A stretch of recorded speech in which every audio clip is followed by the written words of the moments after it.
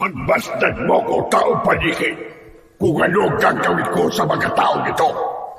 Nakita ko kung paano mo pinatay ang mga alagad ko.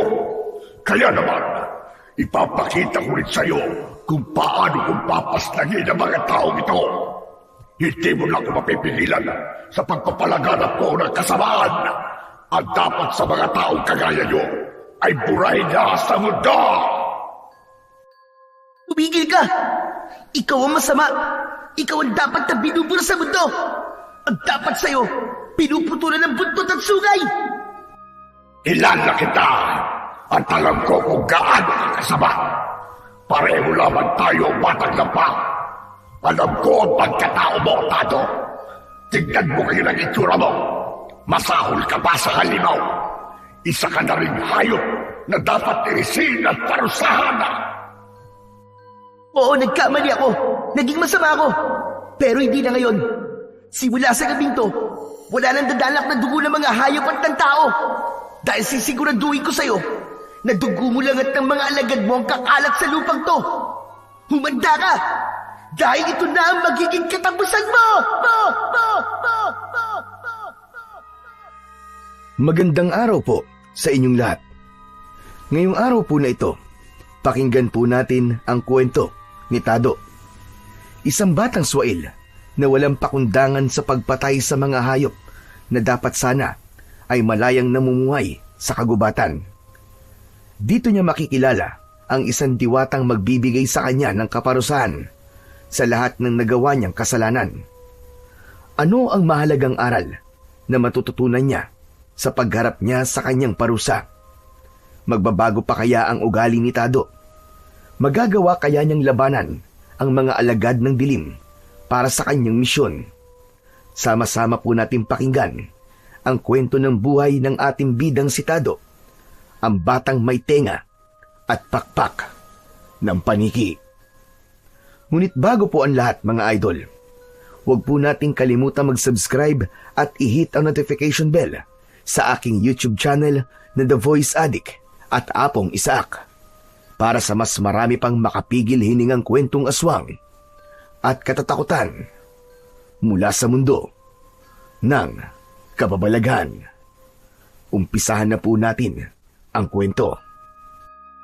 Tado, anong ginawa mo? Bakit po naman itinapon ang itinitindang kakanin ni Lolo Sedoy? Pakialam mo ba? Gusto mo ikaw ang itapon ko eh. Wala lang to. Trip-trip ko lang to. Ang boring kasi ng buhay kapag walang nagagalit sa akin eh. Hindi ako sanay. Ano ka mo? Pambihira ka. Trip-trip lang yan. Ginagawa mo lang katatawanan ng ginawa mo sa matanda. Saka, may pakialam ako no. Wala namang ginagawa masama sa iyo si Lolo Sedoy para guluhin mo eh. Tignan mo tuloy. Nagkalat ang kanyang suman at sinukmani sa lupa. Hindi ka na naawa sa matanda. Grabe ka. Sobra ka talaga. Hindi to oras para sa mga kalokohan mo. Hoy, ikaw Huwag mo nga akong pinakikialaman Baka samain ka sa akin. Huwag mo rin siyang tutulungan. Ako ang kaibigan mo at ako ang kakampi mo. Nakakainis to. Pinakikialaman mo pati ang diskarte ko. Makikinabang ka rin naman sa gagawin ko eh. Paraan ko yan para makain ng libre ang itinitinda niyang kakanin. Madamot kasi ang matandang yan eh. Kaya nararapat lang sa kanya yan. Tado, ano ka ba? Hindi tama to. Mali ang ginagawa mo. Naghahanap buhay ng pata si Lolo Sedoy. Paano mong naatim na ganyan ni ng matanda? Saka, kaya hindi siya nagbibigay sa'yo dahil yung perang kinikita niya sa pagtitinda ay ipinapakain naman niya sa kanyang alagang mga pusa. Wala nang ang pamilya yung tao eh. Pinagtitripan mo pa. Hindi ka na naawa. Pabayaan mo na siya, sir. May katapat na kabayaran ang ginawa niya sa akin. Ang mabuti pa po tulungan ko na lamang po kayo sa pagpulot ng kakanin na hindi naman po masyadong narumihan. Anak ng pambira ka naman Pusa lang yun Ako naman tao. Hindi ba't mas karapat dapat kung tao ang kanyang papakainin? Isa pa, nanghihingi ako sa kanya kahapon. Hindi naman ako pinagbigyan. Nakakasura tuloy. Huwag mo na nga siyang tulungan. Mas lalo nang umiinit ang ulo ko Palibhasa, masama ang ugali mo. Kaya hindi mo alam ang pakiramdam kung paano ang tumulong sa iba. Kaya siguro, Tado ang pangalan mo. Dahil wala kang kwentang bata. Ang malas naman ng mga magulang mo sa pagkakaroon nila ng anak na kagaya mo. Anong sinabi mo, tanda? Kahit ang mga magulang ko, hindi nila ako pinagsasalita ng ganyan. Baka itapon ko pa ang mga bilao mo, ah. Akala mo kung sino? Dayo ka lang naman dito sa baryo namin. Tado, pwede ba? Matuto ka naman magbigay ng respeto sa mga nakatatanda sa'yo. Sumusobra ka na. Umuwi ka na nga lang sa inyo. Nakakaawa na talaga si Lolo Sedoy. Palibasa, hindi ka na kayang swituhin ng tatay at nanay mo. Kaya lumalaki na ang ulo mo. Teka, sandali lang, Aser. Maghinay-hinay ka sa mga pinagsasabi mo, ah. Ano ba problema mo, ah? Akala ko ba magkaibigan tayo? Bakit mas kinakampihan mo pa ang matandang yan kumpara sa akin? May lihim ka bang galit sa akin, ha? Ano? Gusto mo? Suntukan na lang tayong dalawa, eh. Ano? Lalaban ka? Yan! Umiral na naman ang pagiging basagulero mo. Magkaibigan nga tayo. Kaya nga kita pinagsasabihan dahil mali ang ginagawa mo. Hindi. Hindi kita kaibigan. Kapag hindi ka marunong sumabay sa mga trip ko, subukan mo lang talaga na tulungan ng matandang yan at isinusumpa ko. Pagsisisihan mo ang ginawa mo. Tanggal ka na sa gang natin. Hindi na kita kaibigan na, sir. Tandaan mo yan. Gang? Na walang ibang ginawa kundi ang mambuli ng mga batang mas bata pa sa atin? Hindi ako manghihinayang na mawala sa gang natin. Hindi ko lang talaga kayang tiisin ang mga pinaggagawa mo. Hindi na kaya ng konsensya ko kung pababayaan ko si Lolo Sedoy na pulutin na mag-isa sa lupa ang kanyang paninda. Sana lang, hindi mo pagsisiyan sa bandang huli ang mga pinaggagawa mo. Hindi talaga ako magsisisi. At sino ka ba para sermonan ako, ha? Hindi naman kita kadugo, ah. Pagbibigyan kita ngayon, Aser. Pero sa susunod na ulitin mo pa ang pagkontra sa mga ginagawa ko, sinasabi ko talaga sa'yo, Aser. Babasagin ko yung pagmumukha mo ng suntok ko. Wala nang nagawa ang may 10 taong gulang na si Tado nang simulan ng tulungan ni Aser ang matanda na panay ang paghikbi sa mga natapon nitong paninda sa lupa. Iba siya sa lahat dahil kapag nakakakita siya ng umiiyak, mas tumitindi ang galit niya. Kahit na kailan ay hindi pa siya nakakaramdam ng awa para sa iba. Kaya nga binansagan siyang Tado na kinuha sa salitang tarantado. Ang mga magulang niya mismo ang nagpangalan sa kanya ng ganong klaseng tawag. Kaya naman, pinanindigan na niya ang pagiging masama. Lahat ng mga taong nakatira sa baryo ng Agripasyon ay kilala na siya bilang Suwail, barumbado at masamang bata. Malakas ang loob niyang magmalaki ng pagiging maangas sa mga tao dahil ang kanyang amang si Rueto ay isang kapitan, habang ang kanyang ina naman na si Dalia ay isang negosyanteng nagpapautang ng pera para sa mga nangangailangan. Kapag nakakagawa siya ng kasalanan, ay binabayaran lang ng kanyang ina ang danyos perwisyo niya at iaatas na nila ang reklamo para sa kanya. Maya-maya pa ay naupo si Tado sa bangko na gawa sa tablan ng kahoy sa harap ng tindahan ni Aling Nena. Hinintay ni Tado na matapos ang kaibigan sa ginagawang pagtulong sa matanda dahil balak sana nilang puntahan si Basti na nakatira sa gubat para ito naman ang kanilang pagtripan. Hindi kumpleto ang araw niya nang walang binubuli na bata. Kaya naman, habang naghihintay siya sa mga ito, ay nakita niya ang isang kulay puting pusa. Payat at nanginginig ang katawan. Lumapad ang pagkakangiti sa kanyang labi habang nilalapitan ng pusa na walang tigil sa pagniyaw. Takot na takot itong nagsusumiksik sa makapal na halaman ng santan na malapit naman sa tindahan ni Aling Nena. Halika dito! Huwag ka matakot! Gusto mo bang padaliin na natin ang paghihirap mo, ha? Halika, lumapit ka! Hindi naman kita pahihirapan, eh. Ayaw mo bang tapusin na natin ang paghihirap mo? Sige na! Kahit nakabuka na ang mga braso ni Tado para huli ng pusa, ay sinubukan pa rin itong tumakas papalayo sa kanya. Kahit mahina na ang katawan nito. Saktong paglapit niya rito, ang mabilis namang paghawak niya sa buntot nito. Nagwawala ito mula sa paghila niya sa buntot ng pusa. Kaya nabaling ang atensyon sa kanya ni Aser. Iniwan nito ang matanda at nilapitan si Tado. Bumakas sa mukha nito ang pag-aalala para sa hayop. Dahil alam nitong meron na namang hindi magandang gagawin si Tado sa pusang yun. Tado, ano ba? Bitiwan mo ang pusa! Kung ano man ang binabalak mo sa kanya, ay wag mo lang ituloy. Wala ka namang pinipilig nila lang na pagtitripan, ha? Maawa ka naman sa mga hayop, pa ba? Nung nakaraang araw, nanghuli ka ng tutubi, doon sa talayban na malapit sa bahay ni Basti. At anong ginawa mo? Tinanggalan mo ng mga paa habang nanginginig to sa sakit. Pagkatapos, saka mo pinalipad, Tado. Pabira ka, para ka nang nasisiraan ng ulo. Ano? Ako pa pala ang nasisiraan ng ulo, ha? Ako malapit na masiraan ng ulo sa'yo, Aser. Dahil lahat na lang ng ginagawa ko ay pinapansin mo, pinakikialaman mo. Pwede ba? Huwag mo akong pigilan. Tinutulungan ko na nga yung pusang ito para hindi na siya maghirap Anong klaseng tulong ang sinasabi mo, Tado? Hindi ko nagugustuhan ang mga ngiti mong yan. Bitiwan mo ang pusa, pakawala mo siya. Kung ano man ang binabalak mong gawin sa kanya, nakikiusap naman ako sa'yo, Tado. Huwag mo nang ituloy. Kawawa naman siya Tuwang-tuwa si Tado na mas lumapad pa ang pagkakangiti niya sa labi habang nakikita ang pagbakas ng takot sa mga mata ni Aser. Yung pa naman ang gustong-gusto niya dahil pakiramdam niya siya ang matapang at sa kanya natatakot ang kaibigan.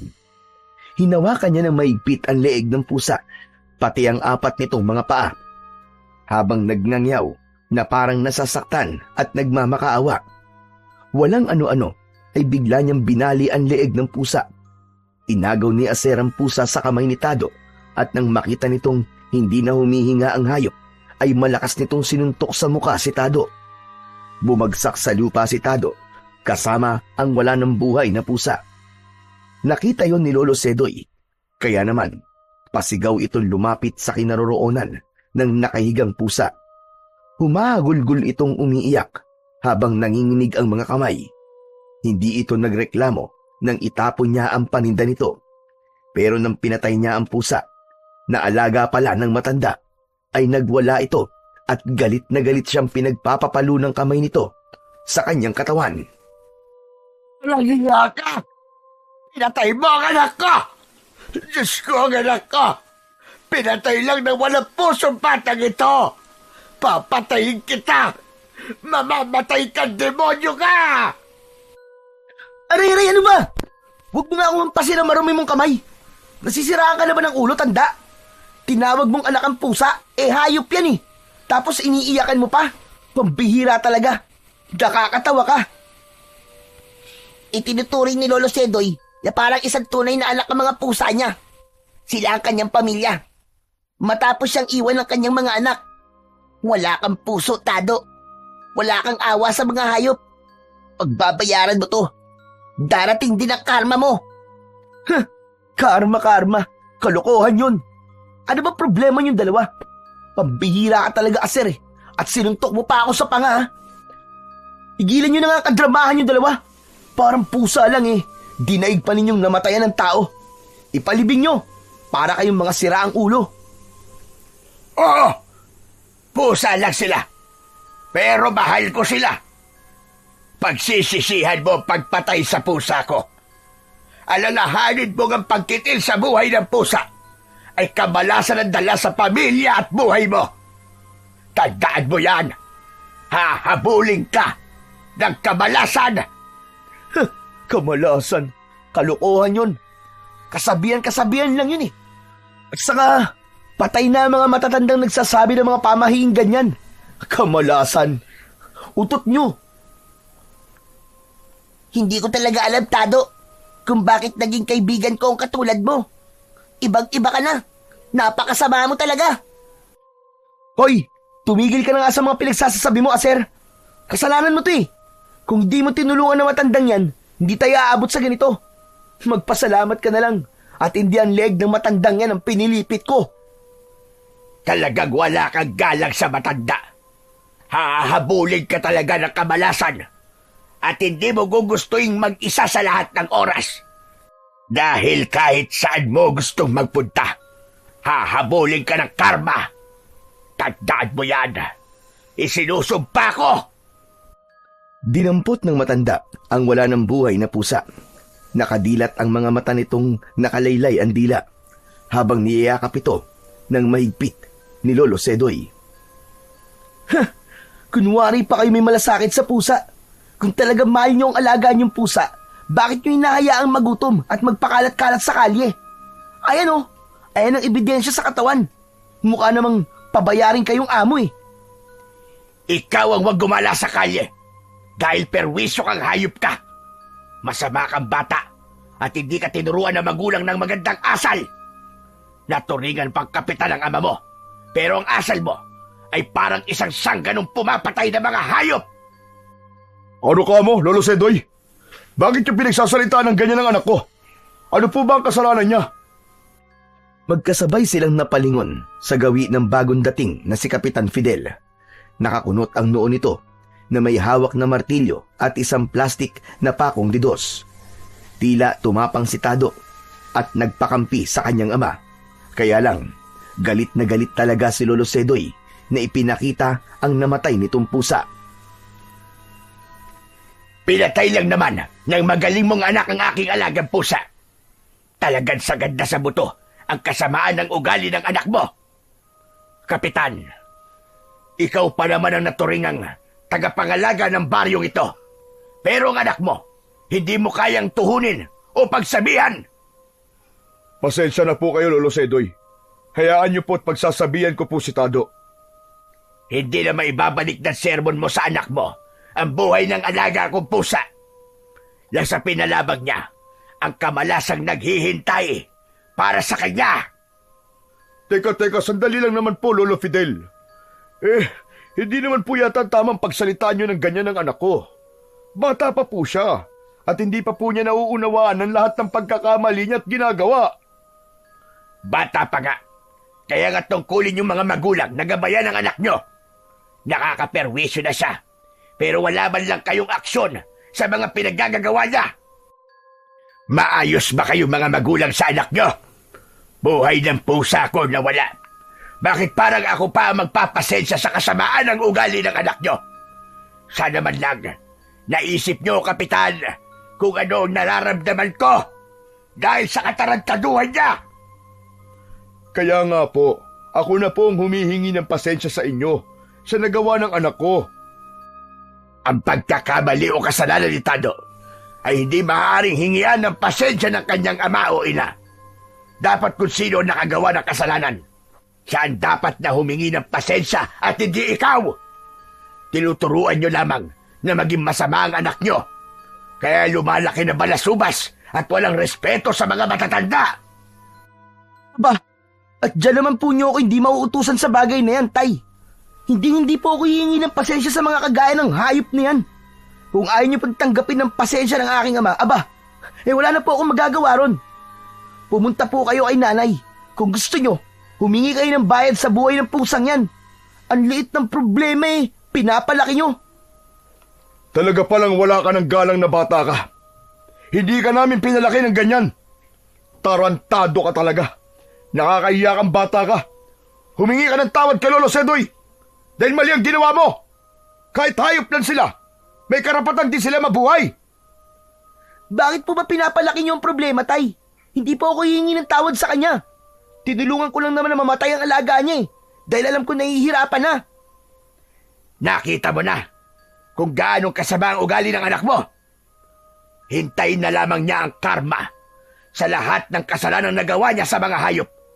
Lalong-lalo na sa alaga kong pusa. Umalikod ang matanda sa kanila habang naiwan ang umiiling-iling na si Aser. Dismayado rin itong nakatingin sa kanya habang sinisipa-sipa niya ang batong malapit sa kanyang paanan. Kapitan, ang totoo po niyan hindi lang po ang pagpatay sa pusa ang ginawa ni Tado. Itinapon din po niya ang paninda ni Lolo Sedoy. Kaya po niya napagsalitaan ng masama ang anak niyo. Abay, tinamaan ka ng lintik na bata ka. Ano ba nangyayari sa'yo, ha? Ha, Tado? Wala ka nang ginawang magaling. Palagi ka nalang gumagawa ng gulo. Sakit ka na sa ulo. Bakit ba ako sinumbong, Aser? Napakawala mo namang kwentang kaibigan. Tama lang na magsumbong si Aser sa akin kapag nasa mali ka na. Yan ang tunay na kaibigan. Mag-uusap tayo mamaya sa bahay, ha? Kanina pa kitang hinahanap. Nandito ka lang pala. Nanggugulo sa mga nananahimik na tao rito. Aba, bago yata yun ah. Hinahanap niyo din pala ako, Tay. Abay natural. Anak kita eh. Kung ang hayop nga nawawala ay hinahanap, ikaw pa kayang tao? Hala sige, dali mo to kay Aling Dusing, doon sa gitna ng kakauyan. Ibinili ko siya ng inirequest niyang tulong para sa bahay niya. Dalin mo to sa kanya, ha?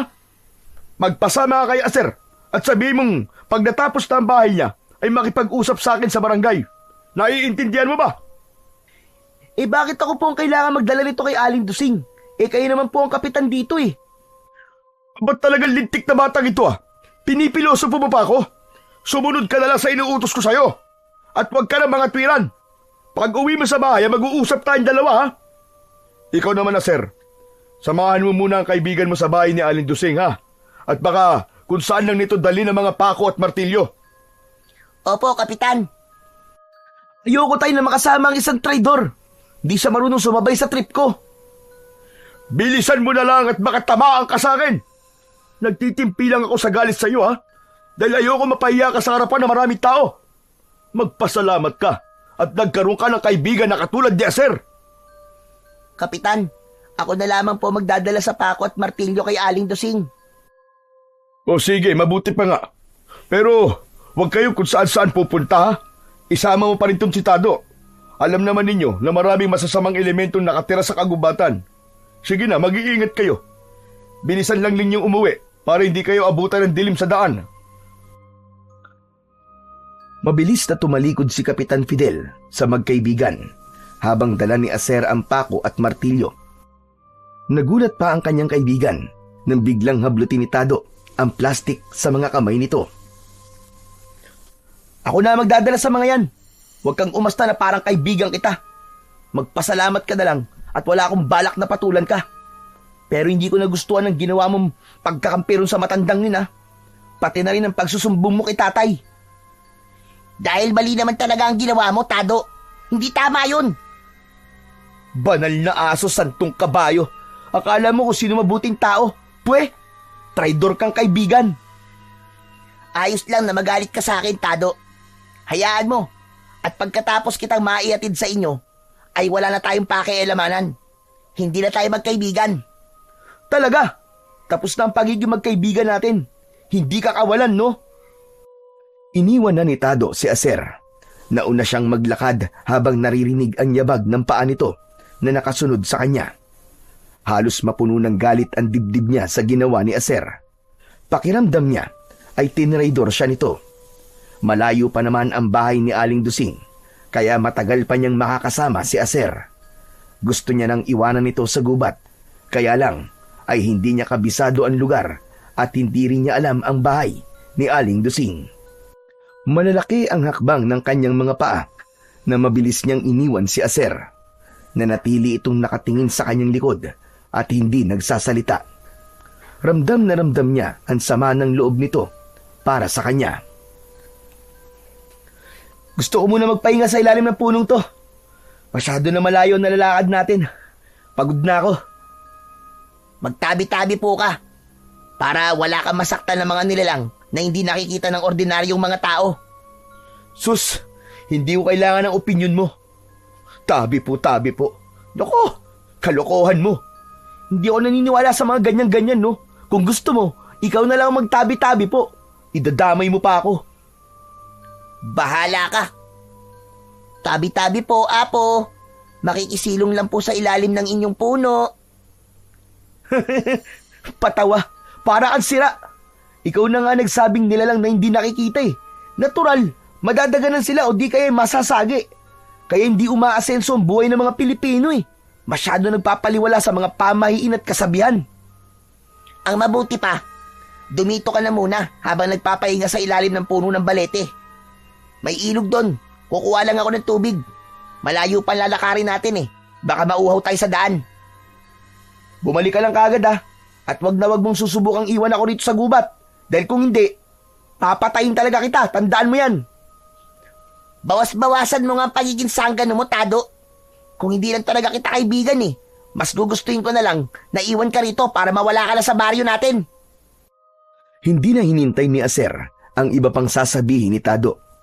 Mabilis na itong umalis sa kanyang harapan. Ilang minuto ang lumipas ay hindi pa rin bumabalik si Aser. Ilang oras na lang ay malapit ng dumilim ang paligid.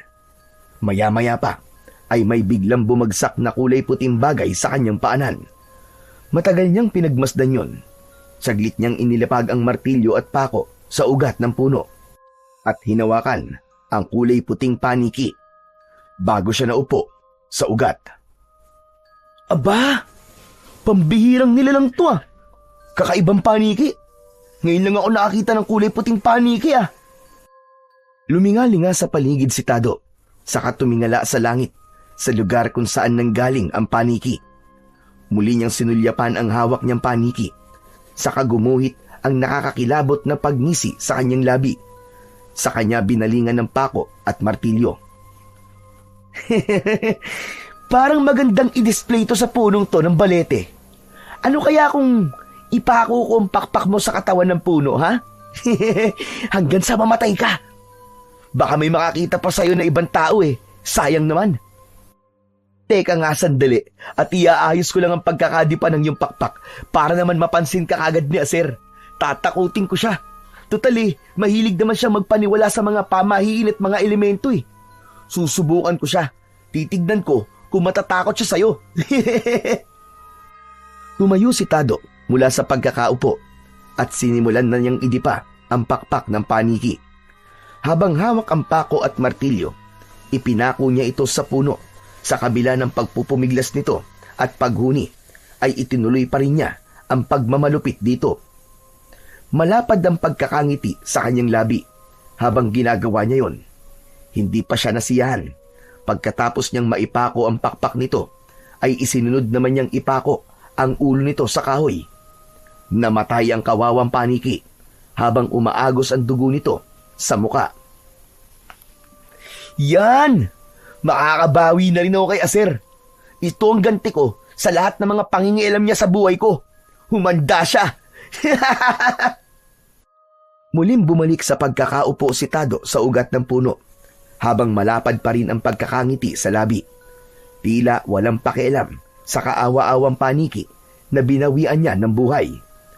Pasipol-sipol pa siyang hinihintay ang pagdating ng kaibigan niyang si Aser. Nasasabik siyang makita kung ano ang magiging reaksyon nito. Maya-maya pa ay naramdaman niya ang pagdating ni Aser. May dala itong tubig na nakalagay sa malinis na baon ng nyog. Pagharap nito sa kanya, sakto sa kahoy na pinagpakuan niya sa paniki.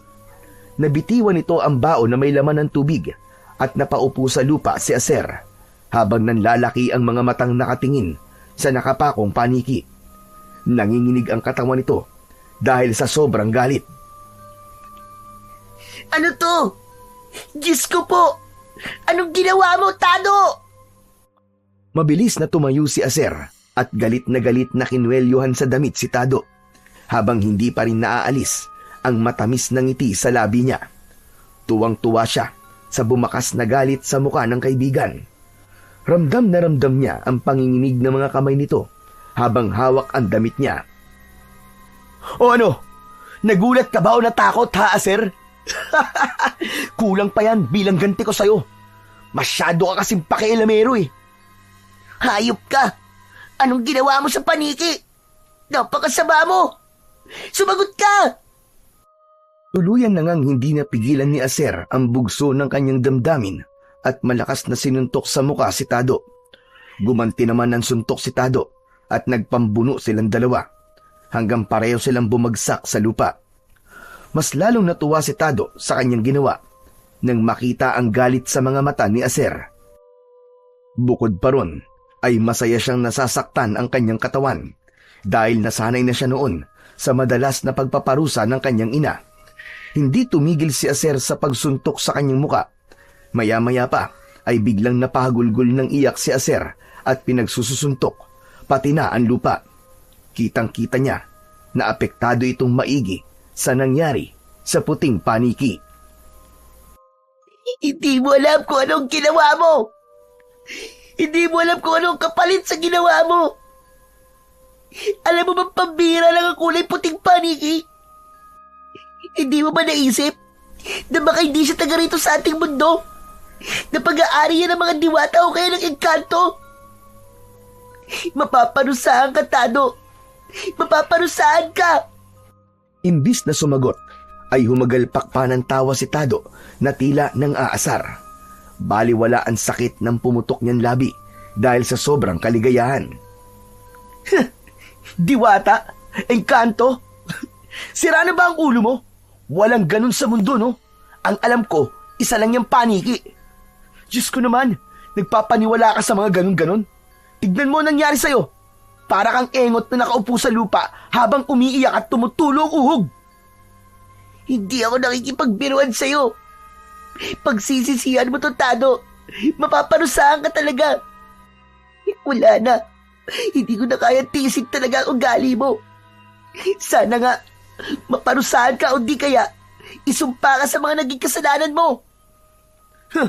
Hindi ako natatakot dahil hindi naman sila totoo eh. Ano bang kinakagalit mo sa akin ha, Aser? Parang ipinako ko lang naman sa kahoy eh. Tignan mo nga, ang ganda-gandang palumuti sa puno oh. Marami ang matatakot sa itsura niya kapag may nakakitang ibang tao sa kanya. Ang ganda nga ng pagkakadipa oh. Ang husay! Habang itinuturoy ni Tado ang nakadipang paniki sa puno, ay parang nakita niya na may lumabas na kulay itim na usok sa katawan nito. Napalingon siya kay Aser dahil baka nakita rin ito ang nakita niya. Kaya lang, parang siya lang ang nakakakita sa kulay itim na usok. Nawala ang malapad na pagkakangiti sa labi niya at napatayong nakatingin sa paniki. Hindi pa siya nasiyahan ay muli niyang kinusot ang kanyang mga mata dahil baka namamalikmata lang siya. Kaya lang, sa muling pagtingin niya ay nagbabagang mga mata na ang nakita niya sa paniki. Nakatitig ito sa kanya ng may pait at galit, kaya't napakbang siya ng paatras. Diyos ko! Hindi! Hindi totoo to! Hindi maaari! Tado, ano nangyayari? Parti pa rin ba yan ang pagluloko mo sa akin? Tumigil ka lang, pwede ba? Kundi iiwan talaga kita rito. May nakita akong usok sa katawan ng kulay puting paniki at tumingin sa akin na nagbabaga niyang mga mata. Tado, mukhang ikaw yata nasisiraan na ng ulo eh. Wala naman ako nakikita ang usok eh. Totoo sinasabi ko, sir. Nakita ng dalawa kong mga mata. Ay ano? Tignan mo! Mabilis na tumayo si Aser at nilapitan ang nakadipang paniki sa puno. Ngunit umiling lang ang kaibigan habang si Tado ay takot na takot pa rin. Nang biglang gumalaw ang mga mata ng paniki kahit patay na ito at hindi humihinga. Hindi nga siya nagdalawang isip. Mabilis siyang tumakbo, papalayo sa puno ng balete. May multo! May multo! Tado, sandali lang! Hintayin mo ako! Dala ng matinding takot ay halos hindi na lumapat ang kanyang mga paa sa lupa sa bilis ng kanyang pagtakbo. Takot na takot siyang nagsisisigaw habang humihingi ng tulong. Kasunod naman niya ay ang nagtataka niyang kaibigan na si Aser. At habang tumatakbo ay naramdaman ni Tado na parang may sumusunod sa kanya. Kaya naman, napalingon siya sa hulihan ng kanyang dinaaran. Alam niyang si Aser ang kasunod niyang tumatakbo, ngunit ibang nilalang ang nakita niya. Isang nakakatakot na paniki na may nakakatakot na itsura. Nanlalaki ang kanyang mga mata na mabilis na tumatakbo ng papalayo sa nilalang na walang tigil na humahabol sa kanya. Hanggang sa bumagsak siya sa lupa dahil hindi niya napansin ang nakaharang na malaking sanga ng mangga. Wag! Wag, maawa ka! Wag ka lalapit! Wag ka lalapit, Halimaw! Tado, ano ba pinagsasabi mo? Si Aser to! Ano ba nangyayari sa'yo? Tumigil ka! Hindi ka si Aser! Mukha kang paniki! Halimaw ka! Tado, ako talaga to! Ang kaibigan mo, si Aser! Ano ka ba? Ano nangyayari sa'yo? Wag! Wag ka lalapit! Wag ka lalapit! Nakikiusap ako! Umalis ka sa harapan ko! Layuan mo ako! Nanginginig ang buong katawan ni Tado nang dahil sa labis na takot. habang ang kanyang kamay ay nakataas at pinipigilan ang paglapit ni Aser. Isang nakakatakot na halimaw ang nakikita niya sa mukha ng kanyang kaibigan. Kaya naman, habang nakataas ang kanyang mga kamay, ay paatras din niyang itinutulak ng paa niya ang lupa. Pilit siyang lumalayo sa nilalang na nakatayo sa kanyang harapan. Nanlalaki ang kanyang mga mata na parabang pinaglalaruan siya ng kanyang paningin. Yan na! Nangyayari na nga kinakatakutan ko. Ang paglaruan ka ng masasamang elemento, kagaya ng maligno o di kaya ng diwata. Tama na! Tama na, lumayo ka sa akin! Hindi ako naniniwalang ikaw si Aser! Wala akong kaibigang aswang! Masakit sa tenga ang boses mo! Layuan mo ako! Layuan mo ako! Sa pagtayo ni Tado para tumakbo papalayo kay Aser, ay dumampot siya ng sanga ng kahoy at yun ang ginamit niyang sandata laban sa nilalang na nakatayo sa kanyang harapan. Iwinasiwas niya yon sa ere habang nakatutok sa mukha ng aswang. Huwag kang lalapit, halimaw ka! Subukan mo! Kundi papatayin talaga kitang gamit ang kahoy na to! Sinasabi ko sa'yo, masasaktan ka talaga sa akin, hindi kita sasanduin! Isang pagkakamali mo lang, hindi kita tatantanan! Papatayin talaga kita! Tado, ano ka ba? Ako talaga to, si Aser. Bakit ba ayaw mo maniwala? Hindi mo ba nakikilala ang boses ko? Huwag mo akong linlangin, halimaw ka! Huwag kang susunod! Diyan ka lang! Diyan ka lang! Hindi nga sumunod si Aser habang nakatayo ito na walang bahid ng pag-aalala para sa kanya. Nahabol na lang siya nito ng tingin habang papalayo si Tado. Wala siyang tiyak na pupuntahan dahil hindi naman niya alam ang daan pabalik sa kanilang tirahan.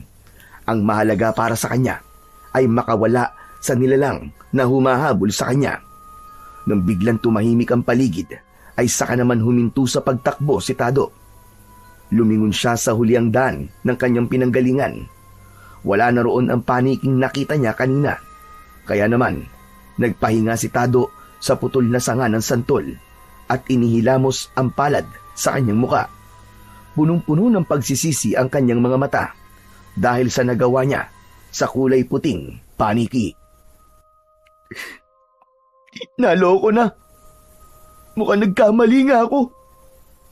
Pinagsisisihan ko na pinakilaman ko ang paniki. Diyos ko, makaligtas lang po ako rito. Hindi ko na po uulitin yun. Hindi na po ako magiging malupit sa mga hayop. Muling naglakad si Tado para hanapin ang daan palabas ng kagubatan. Subalit habang tumatagal ay nararamdaman niyang papalayo siya ng papalayo sa lugar kung saan siya nanggaling. Parang kusa siyang inililigaw ng mga punong nakikita niya. Parang ang lahat ay puno ng balete na may pare-parehong itsura. Bumalot ang kilabot sa kanyang buong katawan at para nang binabayo ng maso ang kanyang dibdib nang dahil sa labis na takot. Wala siyang ibang makita kundi ang nagtataas ang mga puno. Malamig din ang paligid at maririnig ang maingay na mga huni ng mga insekto at ibon sa gubat. Palatandaan yon na nasa pinakapusod na siya ng kagubatan. Naglakad pa siya ng naglakad para hanapin ang labasan ng gubat. Subalit nabigo siya. Ibinabalik lang siya sa gitna ng kakahuyan sa lugar kung saan siya nagsimula. Diyos ko, malapit ng dumilim ang paligid ah. Hindi ko na alam kung nasan ako ngayon. Teka, naalala ko nga pala, kapag naliligaw raw, ang sabi, balik ta rin daw ang suot na damit. Teka nga, magawa ko na nga kung totoo ba ang kasabihan ng matatanda. Para siyang nababaliw na nagubad ng damit saka binaliktad yun habang nagsisisigaw para humingi ng tulong. Dismayado siyang naniwala sa kasabihang matagal niyang hindi pinapaniwalaan. Naluluwang tinahak niya ang daan papunta sa nakikita niyang talahiban. Ilang minuto lang ay maaabutan na siya ng pagdilim sa daan. Kaya't mas nilakihan niya ang pagakbang para lang makalabas sa gubat. Subalit isang oras na ang nakakalipas ay bumabalik lang siya sa lugar kung saan siya huminto. Anak ng, Ano ba nangyayari sa akin? Tay, nasa na po kayo? Sir, tulungan niyo ako! Konting-konti na lang ang liwanag na nakikita niya at ginagapangan na rin siya ng takot sa dibdib. Kaya naman, napaiyak na siya dahil sa kawalan ng pag-asa. Parang biglang bumalik sa isip niya ang ginawa niya sa paniki, maging sa pusa na pinatay niya. Parang pinaparusahan na siya, parang nagkakatotoo na ang sinasabi ni Lolo Sedoy. Muli siyang luminga sa paligid at nahagip ng kanyang mga mata ang aninong nakatayo sa kanyang unahan ng daan. Hindi na nakatiis si Tado. Dahan-dahan niya itong nilapitan para sana humingi ng tulong. Pero umurong ang dila niya nang bigla itong humarap sa kanya. Mapula ang mga mata nito habang kagat pa ang katawan ng usa. Kakaiba ang tenga nito at hindi ito mukhang paniki. Nagulat din siya sa 5 buntot nito na parang sa pusa. Nakangisi itong tuluyang humarap sa kanya. Lumabas ang malaahas nitong dila habang itinapon ng katawan ng usa sa damuhan. Dala ng matinding takot ay napatakbo siya papalayo rito. Humuni ito ng malakas na parabang masayang-masaya sa nakita. Naramdaman niya ang paghabol sa kanya ng halimaw. Kaya naman, mas binilisan pa niya ang kanyang pagtakbo. Diyos ko, Diyos ko, Diyos ko! Isang nakakatakot na nilalang nakawig ng isang malaking pusa! Naku po! Halimaw! May halimaw sa gubat na to! Tulong! Tulungan niyo ako! Nagpaekis-ekis sa daan ang takbo ni Tado. Hindi niya alam ang gagawin ng mga oras na yon para lang makalayo sa lugar na yon. Kahit mabilis na ang takbo niya, ay pakiramdam ng bata. Hindi siya nakakaalis sa kinatatayuan. Bumundol ang kaba sa kanyang dibdib nang makitang hinahabol pa rin siya ng halimaw. Lakad at takbo na ang ginawa ni Tado. Idagdag pa ang madilim na kakahuyang nadadaanan niya. Hindi lang ilang beses siyang nadadapa dahil sa takot. Narinig niya ang nakakatakot na pag-angil ng halimaw sa kanyang likuran. Pati na ang tunog nito na may malagom na pag-ingaw. Nagdulot yun ng kilabot sa buong niyang katawan. Kahit ang masukal na daan, pati na ang makakapal na halaman, ay binangga niya, makalayo lang sa nilalang na patuloy na humahabol sa kanya. Ganun na lamang ang gulat ni Tado nang mula sa kanyang likuran ay lumundag ito ng mataas papunta sa kanyang harapan. Dahil sa sikat ng bilog na buwan, malinaw niyang nakita ang itsura ng aswang. Isa itong taong pusa na may mapupulang mga mata. Maahaba ang mga kuko sa kamay at nakalutang sa hangin ang mga buntot nito. Nakangisi itong tumutulo pa ang malapot nitong laway na may kasama pang dugo. Wag! Huwag ka lalapit, halimaw ka! Lumayo ka, layuan mo ako! Pakiusap pag mo akong papatayan! Magbabago na ako! Hindi na ako mananakit ng mga hayop! Pakiusap! Pinapangako ko! Subalit patuloy ito sa pagakbang papalapit sa kanya.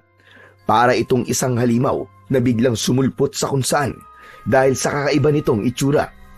Bigla siya nitong hinawakan sa leeg at inihagis sa damuhan. Naramdaman niya ang pagguwit ng sakit sa kanyang likod at kahit nangihina ang kanyang katawan ay sinubukan niyang tumayo. Hinarap niya ang nilalang na dahan-dahan pa ring humahakbang papalapit sa kinaroroonan niya. Habang siya naman ay humahakbang paatras sa nilalang habang hindi inaalis ang tingin sa halimaw. Nagkunwari siyang matapang. Yun lang ang naisip niyang paraan para hindi na siya lapitan ng aswang. Sige! Subukan mo!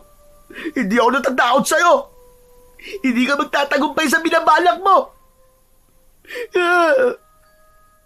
Huwag mo akong sasaktan! Layuan mo akong halimaw ka! Dala ng matinding takot ay ayaw nang gumana ng isip ni Tado. Subalit patuloy siya sa pagakbang paatras, papalayo sa nilalang na yon. Hindi niya malaman ang gagawin ng mga sandaling yon. Nanginginig na rin ang kanyang tuhod at ayaw sumunod ng kanyang katawan sa gusto niyang mangyari. Lalo na nang mabilis itong humakbang papalapit sa kanya. Umangil ito na parang pusang galit na galit habang nakalabas ang matutulis nitong mga pangil. Kagad itong tumalon sa kanyang harapan na halos 1 dangkal na lang ang layo sa kanya. Lumuhod itong tinitigan ang kanyang naluluhang mga mata. Halos hanggang bewang lang siya nito at anumang oras ay kayang-kaya siya nitong paslangin. Nang mga sandaling yon ay hindi ang kanyang ama ang naiisip niya, kundi ang matandang si Lolo Sedoy, pati na ang paulit-ulit na sinasabi nito sa kanya na hahabulin siya ng kamalasan at karma dahil sa kanyang mga naging kasalanan, at marahil ito na nga ang tinutukoy ng matanda. Diyos ko! Anong klase bang nilalang ito? Ang bawat nakakasukang amoy, parang nabubulok na naman ng tao. Parang bangkay. Gumapang ang kilabot sa buong katawan ni Tado. Tila pinaglalaroan siya nito. Parang ipinaparana sa kanya kung ano ang pakiramdam ng natatakot.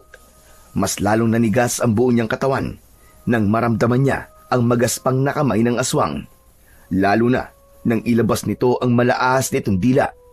At mas umalingasaw pa ang nakakasuka nitong amoy sa hangin. Itinulak niya ito ng buong lakas. Lumayo ka! Layuan mo ako! Ubod lakas na sinipa rin ni Tado ang maselang parte ng katawan ng halimaw. Nahawakan nito ang nasaktang bahagi ng katawan nito. Galit na galit itong nagsisisigaw habang nagwawala. Masakit yun sa tenga niya na parang hindi niya kayang tiisin ng sakit.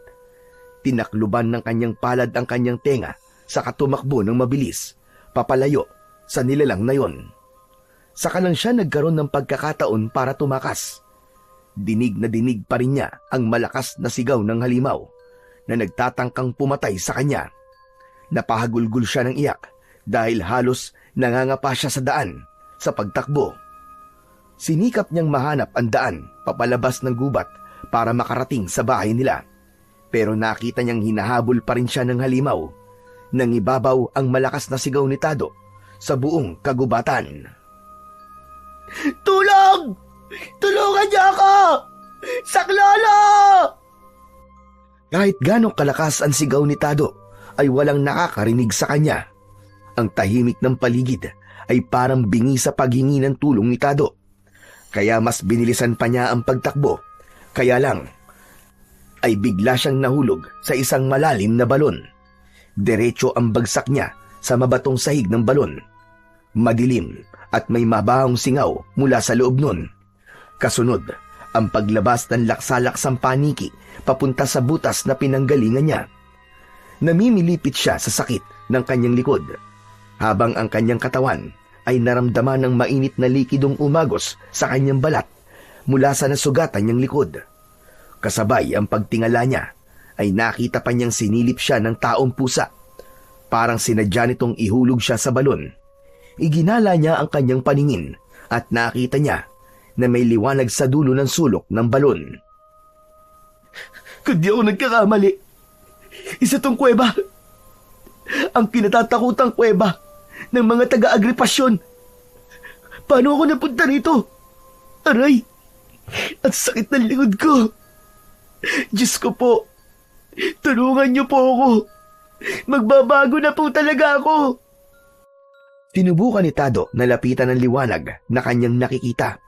Inilinga niya ang kanyang paningin sa paligid, subalit tanging ang bato lang na pader ang nakikita niya. Inihakbang niya ang kanyang mga paa papalapit sa liwanag. Ganun na lamang ang panlalaki ng kanyang mga mata nang makita niya ang nakalutang na paniking puti sa gitna ng liwanag. Nagsasalita itong hindi niya alam kung saan nanggagaling ang boses. Babae ang nagsasalita na may bahid ng galit ang tono. Nakaramdam siya ng pananakit ng kanyang ulo, pati na ang kanyang tuhod. Parang may malakas na puwersang humihila sa kanyang lumuhod sa matatalas na bato sa harap ng nagliliwanag na paniki. Hindi niya maigalaw ang kanyang katawan na parabang nakokontrol ng liwanag ang kanyang pakiramdam. Napasigaw siya sa sobrang sakit ng kanyang ulo. Idagdag pa ang sakit mula naman sa matalas na batong bumaon sa kanyang tuhod. Lapastangang nilalang! Nagpapahirap sa mga hayop! na nilikha ng may kapal. Nilalang na inalisan mo ng karapatang mabuhay at pag-aari ng isang tulad kong diwata na ang tanging hangad lamang ay ang tahimik na balanse ng kalikasan. Anong naisip mo? At bigla ka na lamang sumulpot para patayin ang mahal kong alaga. Tama na. Hindi ko na po kaya ang sakit. Aray! Tama na po, nakikiusap ako. Kulang pa ang sakit na yan, Tado. Sa lahat ng pagpapahirap mo sa mga alaga ko, pagbabayaran mo ang ginawa mo sa aking alagad. Teka. Ano po ba pinagsasabi nyo? Alin po ba ron ang alaga nyo? Yung po bang kulay puting paniki? Hindi ko naman po sinasadya ang pagpatay sa kanya eh. Hindi ba sinasadya ang pagpako mo sa kanya sa punong kahoy? Umalingaw-ngaw ang malakas na boses ng paniki sa loob ng kuweba. Masakit sa kanyang tenga, kaya naman mas lalo niyang tinakluban ng palad ang kanyang ulo. Para siyang mababaliw sa sobrang sakit. Ramdam na ramdam niya ang galit sa gumagaralgal nitong boses dahil sa ginawa niya sa alaga nitong paniki. Tatlong pako ang ibinigay mo sa aking kaawa-awang alaga. Alam mo bang pinababantayan ko lang kayo sa aking paniki para masigurado ang kaligtasan nyo? Pero anong ginawa mo? Pinatay mo siya. Gustong gusto kitang patayin at ipako rin sa puno. Kaya ngayon, matitikman mo rin ang pinakamasakit na parusang hinding-hindi mo makakalimutan sa buong buhay mo! Hindi nawawala ang sakit ng ulo ni Tado ng mga sandaling yun. Parang pinipigayo ng matigas na dalawang bato, habang ang kanyang tuhod naman ay may bumaon na mga bato, ay wala rin kasing sakit, na para siyang maiihi sa kanyang suot na short. Patawarin niyo na po ako. Alisin niyo na po ang sakit ng ulo at tuhod ko. Nakikiusap po ako, mahal na diwata. Hindi na po ako uulit. Hindi na po ako mananakit ng mga hayop. Aray, pagsisisihan ko na po ang mga nagawa ko. Patawarin niyo po ako. Hindi yun ganun kadali, Tado. Sinusumpa kong pagdudusahan mo ang parusang ipapataw ko sa'yo. Mahal na diwata, nakikiusap po ako sa inyo. Parang awa niyo na po. Patawarin niyo na po ako. Hindi na po ako mauulit. Ganyan din ang pakiusap sa'yo ng mga hayop na pinapatay mo. Pero naawa ka ba sa kanila? Kaya ngayon, lasapin mo ang kaparusahan ibibigay ko sa'yo, kapalit na mga buhay na kinuha mo! Kitang-kita ni Tado ang pagkalat ng liwanag mula sa kulay puting paniki at bumalot yun sa kanyang buong katawan. Naramdaman niya ang pag-iinit ng kanyang katawan, pananakit ng kanyang mga braso, maging ng kanyang mga kuko sa daliri, at halos manlaki ang kanyang mga mata nang makita ang kanyang balat na unti-unting tinutubuan ng pinong balahibo. Kulay itim yun na umabot sa kanyang muka. Lumaki rin ang kanyang tenga na parang sa paniki. Maging ang kanyang mga kuko sa daliri ay humaba rin at higit sa lahat, nagkaroon siya ng malaki at maitim na pakpak na parang sa paniki. Takot na takot si Tado sa naging itsura niya. Ano to? Ano nangyayari sa akin? Bakit ako naging isang paniki? Dahil simula sa oras na ito, ay pinaparusahan na kita. Magiging isa ka ng taong paniki na may babahong singaw ng katawan. Hindi ka makakabalik sa dati mong itsura hanggat hindi ko nakikitang nagbabago ka at nakakagawa ng kabutihan sa lahat ng mga nilalang na nakapalibot sa iyo. 3 misyon ang kailangan mong tuparin, Tado, bago tuluyang matanggal ang parusa sa iyo. Katumbas yon ng 3 pako na ginamit mo sa katawan ng aking alaga. Kailangan mo mapuno ng kristal ang boteng lalabas sa harapan mo sa oras na makagawa ka ng kabutihan sa iba. Hindi! Hindi! Tanggalin niyo po ito! Ayoko po ito! Alisin niyo po ang parusa niyo sa akin! Nagmamakaawa po ako sa inyo! Katulad ng sinabi ko sa iyo, Tado, makakabalik ka lang sa dati mong anyo kapag gumawa ka ng kabutihan sa iba. Ngunit sa pagsapit ng umaga, pansamantala kang babalik sa pagiging tao at muling magiging paniki pagsapit naman ng gabi. Magtataglay ka ng kakayahan ng katulad sa paniki. Walang ibang makakatulong sa iyo, kundi anto pa rin ang iyong misyon. Walang nagawa si Tado, kundi ang umiyak habang nakaluhod sa mabatong sahig. Pinagmamasdan niya ang kanyang itsura. Bigla niyang naalala ang lahat ng nagawa niyang kasalanan sa mga hayop. Napatingin siya sa nagsasalitang paniki. Ano po ang 3 misyon na kailangan ko pong gawin para mawala po ang sumpa niyo sa akin? Makinig kang mabuti sa akin sasabihin, Tado, dahil hindi ko na ito uulitin pa. Ang una mong misyon, labanan ang masasamang elementong nanggugulo sa kalikasan at nambibiktima sa mga kaawa-awa kong alagang hayop. Sila ang mga aswang na tinatawag na tapilya. Nilalang na mukhang pusa. Balak nilang ubusin ang lahat ng mga nilalang rito sa gubat. Ang pangalawa mong misyon, hanapin ang pinagmumulan ng pagkalat ng lahi ng mga aswang na tapilya, ang may alaga sa kanila. Isa siyang nakawalang masamang engkanto mula sa mundo namin mga diwata.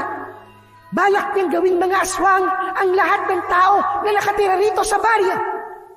Ang panghuling misyon mo, subukan mong maging mabuting bata sa lahat ng mga hayop. Gumawa ka ng kabutihan at sa ganung paraan, muli akong magpapakita sa iyo para bawiin ang kaparusahan na ipinataw ko sa iyo. Mahal na diwata, hindi ko po naisip na aabot sa ganito ang mga nagawa kong pagkakamali. Sobra po ako nagsisisi. Patawarin niyo po ako. Hindi ko na po uulitin ang lahat ng mga kasalanan ko.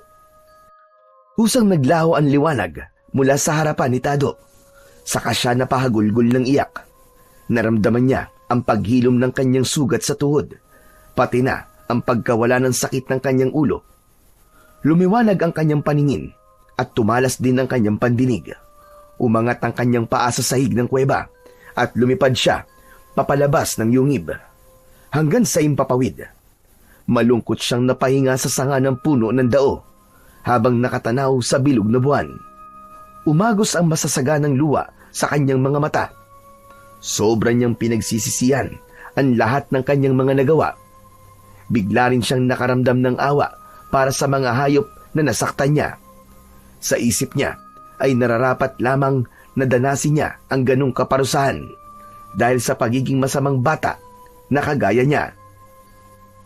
Diyos ko, alam ko pong pagsubok lamang ito para sa akin. Para subukan ang katatagan ko at mamulat sa akin na gawang pagkakamali. Tulungan niyo po akong maging malakas at malampasan ito. Hindi ko po alam kung paano ako magsisimula sa pagtupad ko po sa aking misyon. Nanginginig ang kanyang kamay habang pinagmamasdan ng pakpak na binubuo ng isang manipis na lamad ng balat na tinatawag na patagium na nakaunat sa pagitan ng kanyang mga daliri, braso at katawan. Dahil dito ay nagkaroon siya ng kakayahang lumipad. Nagpapasalamat pa rin siya dahil sa gabi lamang siyang mag-aanyong paniki. Hindi niya alam kung ano ang pagdadaanan niya kapag umaga at wala siyang pakpak. Lumipad si Tado papunta sa kanilang bahay dahil alam niyang nagsumbong na si Aser tungkol sa nangyayari sa kanya. Marahil ay hinahanap na siya ng kanyang mga magulang. Habang nasa impapawid ay nakita niya ang mga sulo ng mga tanod ng kanyang ama. Sinubukan niyang bumaba para magpakita sa mga ito. Subalit kinatakutan siya ng mga tao at itinuring na isang aswang. Muntik pa siyang tamaan ng mga sibat ng mga tanod nito. Mga kasama! Aswang! May aswang! Sige! Patayin nyo! Sibatin nyo mga kasama! Nanguna pa ang kanyang ama sa paghabol sa kanya habang nagsisisigaw ito sa pag-utos sa mga tanod nito. Parang paulit-ulit siyang sinasaksak ng kutsilyo sa kanyang dibdib habang naririnig ang boses ng kanyang ama. Wala palang kasing hirap ang tugisin ng mga tao kahit wala namang ginagawang masama. Biglang tumulo ang kanyang luha sa mga mata dahil naiintindihan na niya ngayon kung gaano kahirap ang maging isang hayop. Ganito pala kahirap. Patawarin niyo ako, Diyos ko. Patawad po. Lumipad si Tado sa impapawid, papalayo sa pangkat ng kanyang ama. Sa isip niya, ganito pala ang pakiramdam ng mga hayop na pinatay niya. Unti-unti niya nang nararanasan ang hirap at parusa sa kanyang mga naging kasalanan. Malakas ang pagaspas ng kanyang pakpak na pumasok sa nakabukas na bintana ng kanyang kwarto. Gawa lang yon sa sawaling dingding at tama lang ang oras ng pagbaba niya dahil malapit nang magliwanag ang paligid. Sinigurado niyang hindi makakapasok ang kanyang mga magulang sa loob ng kanyang kwarto. Pagod na pagod ang katawan na gusto niyang matulog sa kanyang katre. Ngunit sa hindi inaasahan, pati ang estilo sa pagtulog ng isang paniki ay nakuha niya rin. Kailangan niyang lumambiti ng patiwarik sa kanilang bubong para makatulog siya ng maayos. Talagang nahihirapan siyang tanggapin ang bago niyang itsura at kakayahan. Ultimo ang galaw ng mga insekto sa kanyang paligid ay naririnig din niya. Matalas din ang kanyang pangamoy, maging ang kanyang pakiramdam na kahit malayo sa kanya, ay alam niya kung ano ang mga pinag-uusapan. Kaya alam niyang wala pa ang kanyang ama. Nag-aalala siya na baka bigla ang mga ito na atakihin ng taong pusa at patayin. Mahihinang yugyug sa balikat ang nagpagising sa natutulog na si Tado. Naramdaman niya ang palad ng kanyang ama at ng kanyang inang nakatayo sa kanyang hinihiga ang saig na gawa sa tabla ng kahoy. Hindi niya alam kung paano siyang nakarating sa saig. Mabuti na lang at nakabalik na siya sa dati niyang anyo na pagiging isang tao. Yumakap siya ng maigpit sa kanyang ama at ina, na labis namang ipinagtaka ng mga ito. Aba anak, ano ba nangyari sa'yo ha? Ang buong akala ko ay naiwan ka sa bundok. Sobrang nag-alala si Aser sa'yo. Ilang beses siya nagpabalik-balik sa gubat para hanapin ka. Paano ka nakauwi? Tay, patawarin niyo po ako. Patawarin niyo po ako sa lahat po ng mga nagawa kong kasalanan. Diyos kong bata ito. Muntik na akong atakihin sa puso sa paghahanap sa'yo. Nandito ka lang pala. Pagkatapos makikita lang kita rito sa sahig na natutulog. Teka, natakot ka ba sa sinabi ko sa'yo kahapon na mag-uusap tayo? Sabihin mo nga. Hindi po, Tay. Alam ko na po ngayon na mali ako. Alam ko na po na naging masamang bata po ako. Muling yumakap si Tado sa kanyang ama. Hindi niya alam kung paano siyang magsisimula sa kanyang misyon habang itinatago ang kanyang totoong itsura sa mga ito. Mabilis na lumipas ang oras at sumapit na nga ang gabi. Hindi niya nakita si Aser kahit alam na nitong nasa bahay na siya at ligtas siyang nakauwi. Masasakit din ang sinabi niya rito at tinapos ang pagiging magkaibigan nila dahil sa kanyang kasamaan. Naramdaman ni Tado ang pananakit ng kanyang ulo. Pamilyar yun sa kanya dahil nagsisimula na ulit tumubo ang mga balahibo niya sa katawan hanggang sa maging isang paniki siya. Sa bintana siya dumaan at mabilis na lumipad pahimpapawid. Tila teleskopyo ang kanyang mga mata sa pagtanaw sa ibaba ng kanyang nililiparan. Kahit may mga puno at madilim ang paligid, ay malinaw na malinaw niyang nakikita ang mga nilalang sa ibaba.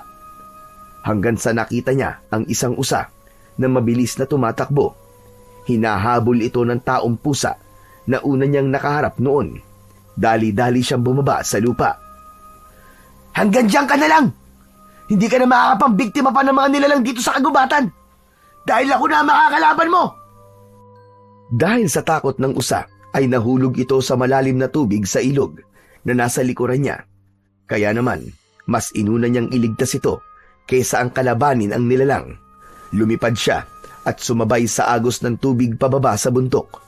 Sinagip niya ang usa at nailigtas niya sa pagkakalunod. Parang may kung anong enerhiya ang pumasok sa kanyang katawan at nakaramdam siya ng malakas na pakiramdam. Yun marahil ang magiging kapalit sa paggawa niya ng kabutihan. Nakita niya ang malakas na liwanag na lumutang sa kanyang harapan. Nakita niya rin ang isang maliit na bote na nalagyan ng kulay puting kristal. Naisip niyang doon papasok ang lahat ng mga buhay na naililigtas niya bilang pagpupuno sa pagtupad niya sa misyon. Saka muli yung naglaho sa kanyang paningin. Lumipad siyang pabalik sa kinaroroonan ng aswang, ngunit wala na ito. Maya-maya pa ay nakarinig naman siya ng isang tunog na parang napupunit na laman ng tao. Sinundan niya ang tunog mula sa kakahuyan. Paglapat ng kanyang mga paa sa likod ng puno ng santol, ay nakita niya si Aling Dosing. Napataklob siya ng kanyang palad sa sarili niyang bibig dahil hindi siya makapaniwala sa kanyang natuklasan. Hindi maaari! Si Aling Dosing! Isa pala siyang manananggal! Diyos ko! Hindi ko alam na marami na palang masasamang elemento na ninirahan sa agubatang ito. At teka! Sandali! Anong kinukuha niya sa makapal na damuang yun? Umangat ang kanyang paa sa lupa upang lapitan ng tahimik ang abalang manananggal sa pagkuha sa bagay na nakabalot sa tela ng lampin. Ganun na lamang ang panlalaki ng kanyang mga mata nang makita ang isang natutulog na sanggol. Gusto nitong lapitan ang katawan ng bata, kaya naman mabilis siyang sumugod ng lipad dito at kagad na inatake ang likod nito para pigilan ito sa paglapa sa sanggol. Gamit ang kanyang matutulis na kuko, ay mabilis niyang ibinaon yun sa likod ni Aling Dosing. Sinira niya ang pakpak nito at sinipa niya ang kalahati nitong katawan sa pamamagitan ng pagpapatumba niya rito sa lupa. Nabitiwan ang sanggol at kagad niya iyong nasalo. Saka bago pa ito bumagsak sa lupa, ay nasipa na niya ang kalahating katawan ni Aling Dosing. Umalingaw-ngaw ang malakas nitong pagsigaw na punong-puno ng galit dahil sa sakit. Muli niya itong inatake at ibinaon ang kuko sa leeg nito. Nagkikikisayang manananggal hanggang sa mamatay ito. Mabilis siyang lumayo sa lugar na yon para ibalik ang sanggol sa ina nito. Inilapag niya ang bata sa tapat ng pinto ng bahay ng kanilang kapitbahay. Saka malakas niyang tinuktok ang kanyang kamay sa pinto. Bumukas yun at natakot nang makita siya. Pero nang makita ang sanggol sa labas, ay ito kagad ang kinarga nito. Ingatan niyo po ang anak niyo, Aling Nena. Hindi niyo po na malayang nakuha na po ang anak niyo ng manananggal. Imbis na matakot, ay nagpasalamat ito sa kanya. Ni hindi nito pinansin ang nakakatakot niyang itsura. Sa halip ay yumakap pa ito ng maigpit sa kanya. Bago nito tuluyang isinara ang pinto. Muling lumitaw ang maliwanag na bote at nalagyan yon ng kristal. Nagpaikot-ikot si Tado sa himpapawid habang nagmamatsyag sa mga puno sa ibaba. Patuloy siya sa pagroronda hanggang sa tumilaok ang mga manok. Indikasyong malapit ng sumikat ang haring araw at magbabalik na siya sa kanyang anyo. Maingat siyang bumaba sa lupa sa likod ng kanilang bahay sa poultry ng mga manok, kasabay ng pagbabago rin ng kanyang anyo bilang isang tao. Akma na siyang tatayo nang marinig niya ang boses ng kaibigan niyang si Aser. Tado? Tado, ikaw yan? Isa kang... Aser, nakita mo ako? Oo, at kitang-kita ko ang itsura mo na parang isa kang taong paniki. Ano nangyari sa'yo? Hindi na napigilan ni Tado ang hindi maluwa nang magtanong si Aser. Ipinaliwanag niya rito ang mga nangyari. Hindi na siya nagtago pa tungkol sa totoo niyang misyon. Ikinuwento niya rito kung ano ang nangyari sa kanya sa gubat. Pinarusahan ako na nag-aalaga sa kulay puting paniki na pinatay ko. Kung ilan pa ako ang ginamit ko sa kanyang alaga, ay siya rin ang bilang kung ilan ang misyon na dapat kong tuparin. Tulungan mo ako, Sir. Sobra na ako nagsisisi. Hindi ko alam kung bakit nangyayari to sa akin. Kailanman ay hindi ako nagkulang sa iyo ng pagpapaalala, Tado. Magsilbing aral na sana sa ito na ang mga nilalang na may buhay sa mundo ay may karapatang mabuhay katulad nating mga tao. Paano na ngayon? Ano nang gagawin mo? Kailangan ko matupad ang misyon para makabalik ako sa dati kong anyo. Nakahanda akong tumulong sa'yo. Kaibigan kita. At kalimutan na natin na naging samahan natin ng loob. Ang mahalaga ay magawa mo ng maayos ang misyon mo. Maraming salamat na sir ha. Tunay nga kitang kaibigan. Patawarin mo rin ako sa lahat ng mga nasabi ko sa'yo. Isang malakas na pagtapik sa balikat ang itinugon ni Aser sa kanyang mga nasabi. Tumuloy din ito sa bahay ni Tado at kinausap ang mga magulang dahil gusto nitong tumira sa bahay ni Tado. Dati nang inaampon ng kanyang mga magulang si Aser dahil wala na nga itong mga magulang at sa simbahan lang nakatira. Umaasa sa alay ng pagkain ng mga tao para sa pari at sa simbahan.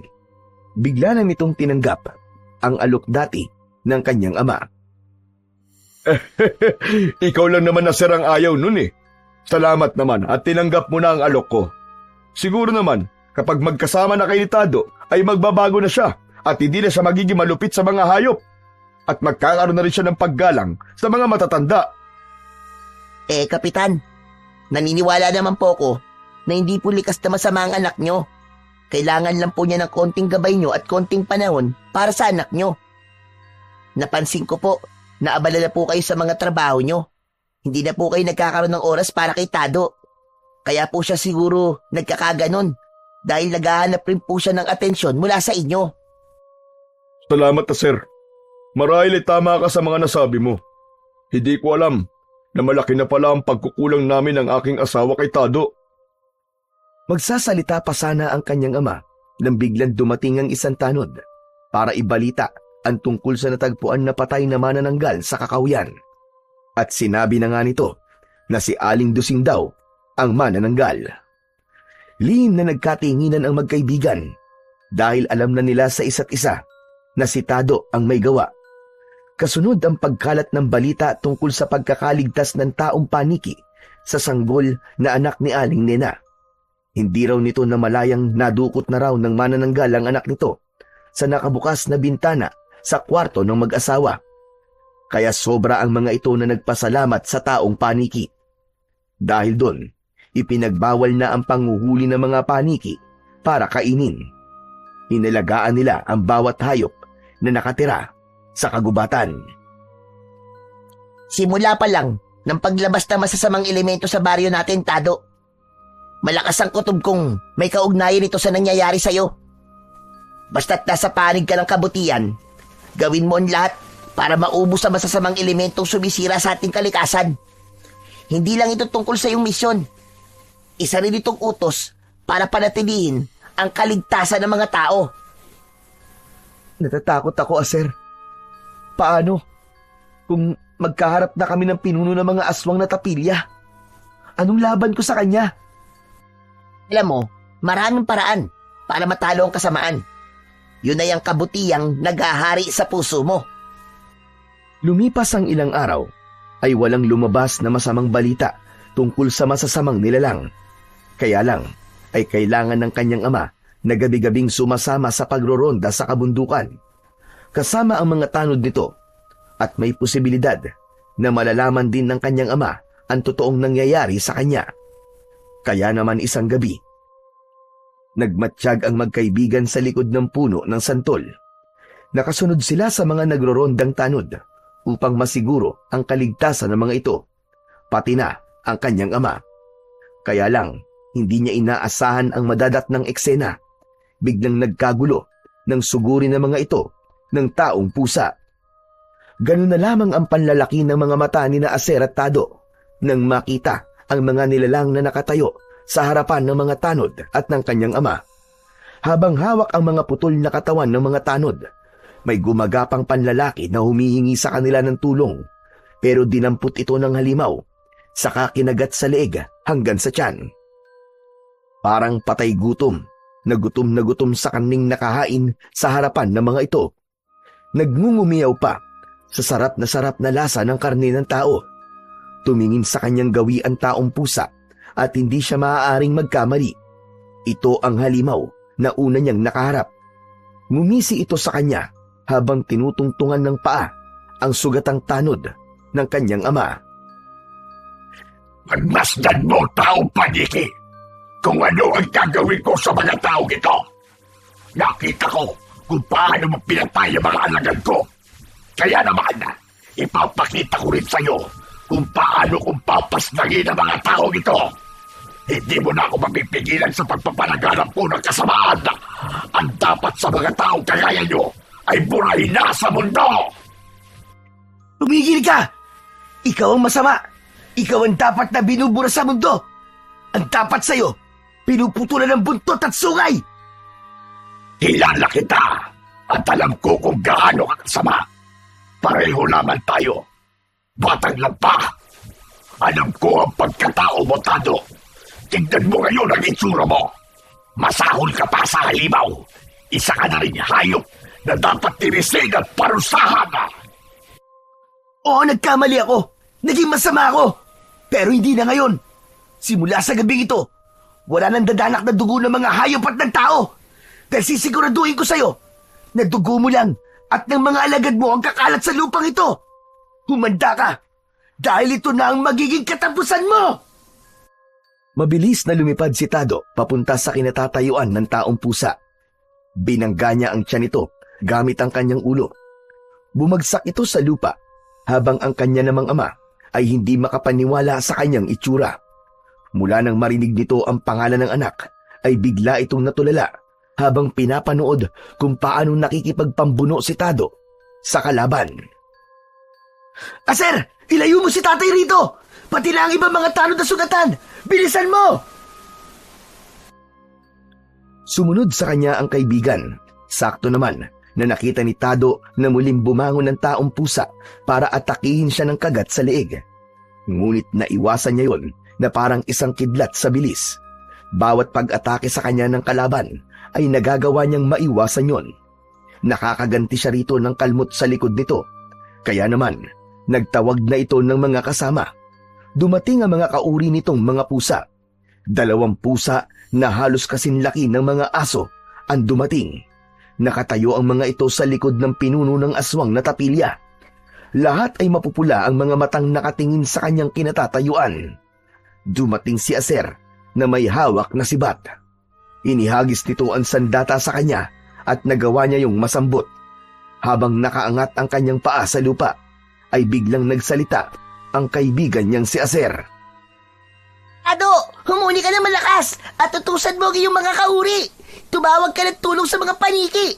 Hindi mo sila kayang labanan dahil marami sila. Tutulong ako sa'yo, anak.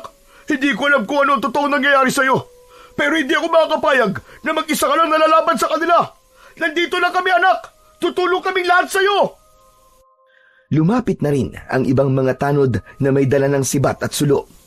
Humarap ang mga ito sa nakatayong mga halimaw habang nasa kanyang likuran. Humuli si Tado ng tunog ng isang paniki at mula nga sa kuweba ng kulay puting paniki, lumabas ang laksalaksang paniki at umikot sa tapat ng kanyang kinatatayuan. Tila naiintindihan ng mga paniki kung ano ang tulong na kailangan niya sa mga ito. Itinaas niya ang sibat at itinutok yun sa mga kalaban.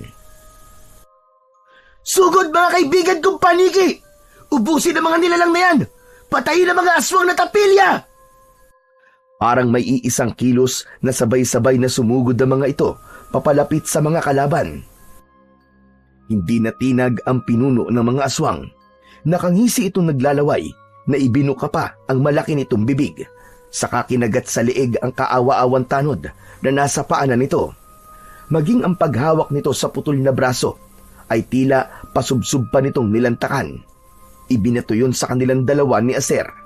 Patakbo itong umatake sa kanila habang makikita sa mukha ng halimaw ang tadtad nitong sugat sa balat mula sa mga kagat ng mga paniking umaatake rito.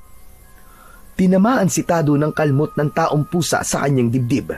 Subalit nakita niyang naghilom yun at nawala ang sugat. Pinagtulungan ito ng mga paniki hanggang sa nawala na itong makita para umatake sa kanya. Tumalsik ang dugo sa damuhan habang panay ang pagwasiwas ng kamay sa ere. Pinipilit nitong tanggalin ang mga paniking patuloy na umaatake rito. Pesting mga paniki ito! Lumayo kayo sa akin! Layuan niyo ka! Nakawala ang aswang na taong pusa sa pag-atake ng mga paniki. Bigla itong nawala sa kanyang paningin. Nabigla si Tado sa pagsulpot ng aswang sa kanilang harapan. Malalaki ang hakbang ng kanilang mga paa, papasugod sa mga nagkalat na taong pusa. Nagmistulang digmaan ang pagsasalpukang yun ng bawat pangkat. Lahat ay ayaw magpatalo. Walang kasing ingay ang mga sigawan ng mga tanod dahil sa galit. Lahat ay abala sa pakikipaglaban, habang si Tado naman ay kaharap ang pinuno ng mga aswang. Magbabayad kayo sa ginawa niyo sa akin! Biglang nagbago ang anyo ng taong pusa dahil sa mga tinamo nitong mga sugat sa katawan. Bumalik ito sa anyo bilang isang tao. Hindi kagad nakapagsalita si Tado dahil nakilala nila kung sino ang taong pusa. Lolo Sedoy, kayo ang aswang na tapilya! Kasalanan mo ito, Tado. Pinatay mo ang anak ko. Totoo ko sang anak na nagkanyang pusa lamang. Nagbabago na sana ako. Nagsisikap na sana akong huwag manakit ng tao. Ngunit pinilit mo ko. Pinatay mo ang anak ko. Kaya naman, ako ang papatay sa'yo para sa katarungan sa ginawa mo sa aking anak. Patawarin niyo po ako. Hindi ko sinasadya, Lolo Sedoy. Hindi ko po alam na aabot sa ganito ang mga nagawa kong kasalanan. Tumahimik ka! Huli na para sa paghingi mo ng tawad. Nagkaroon ka na sana ng pagkakataon para humingi ng tawad sa ginawa mo. Hindi na sana ako umabot sa ganito. Nakapatay na ako ng tao. Nakagawa na ako ng kasalanan ng dahil sa'yo. Ngayon, ipapalasap ko sa'yo ang ibig sabihin ng kamalasang sinasabi ko!